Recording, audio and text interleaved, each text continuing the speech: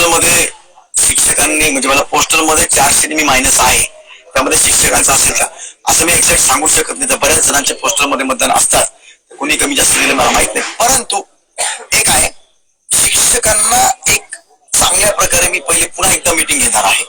तर मी समजावून सांगणार आहे किंवा मी जे काहीतरी बोलतोय आमदार म्हणून तुम्ही गावात राहायला असा आणि दर्जा सुधारा.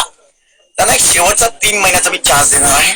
त्यांनी जेव्हा त्याच्यामध्ये सुधारणा केली, खरोखर गावात राहायला गेले आणि ते दर्जाची जी परीक्षा असते ती त्यांनी दिली, म्हणजे 5वीचा मुलगा आहे त्याला 30 पर्यंतचे पाडे आले पाहिजे, 7वीच्याला खंड आले पाहिजे, नाही असेल आणि स्वतःहून त्यांनी त्यांचे मुलं बाहेरून काढून जिल्हा परिषद शाळेत टाकले पाहिजे. ते म्हणतात राजकीय नेते वगैरे, शिक्षकांनी स्वतः जर हिंमत नाही केली तर राजकीय नेते करणार नाही, कारण की प्रत्येकाला वाटतं की माझा मुलगा चांगला शिकावा. आणि पुन्हा सांगतो, प्रायव्हेट स्कूलमध्ये इतका कमी पगार असताना ते शिक्षक जर इतकं दर्जेदार शिक्षण देत आहेत सध्या, तर जिल्हा परिषद शाळेने नक्की दिलं पाहिजे. गोर गरीब जनता आणि माझं राज्य याच्यामुळे प्रचंड म्हणजे त्याला सहन करत आहे.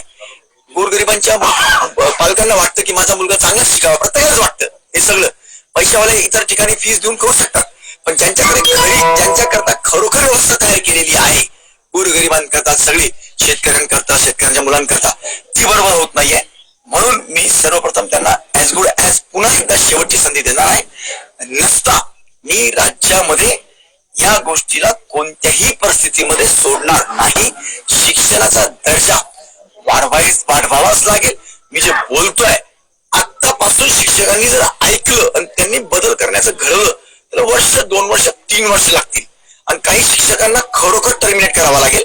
आता टर्मिनेट करायचं म्हणजे आतापासून जे ऐकणार नाही त्याला 6 महिने लागतील, मला 12 महिने लागतील. पण कित्येक हजार शिक्षक, कित्येक हजार सांगतोय मी, यांना शोकॉसेस देऊन सस्पेंड करून दूध आहे ते विनाकारण सांगितलेलं नाही. प्रत्येक देशामध्ये आपण शेती म्हणजे आपण शेतीप्रधान आहोत.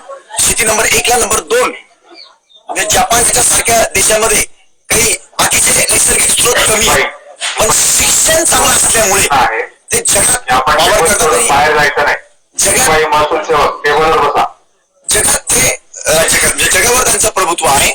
तसंच माझ्या भारताचंही होऊ शकतं आणि म्हणून मी त्यावर बिलकुल म्हणजे बिनदिक्कतपणे दर्जा सुधारण्यावर काम करणार.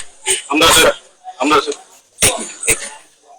जरांगे पाटील फॅक्टरमुळे आपल्याला लीड कमी भेटला नाही बघा, फॅक्टर असं मी सांगू शकणार नाही.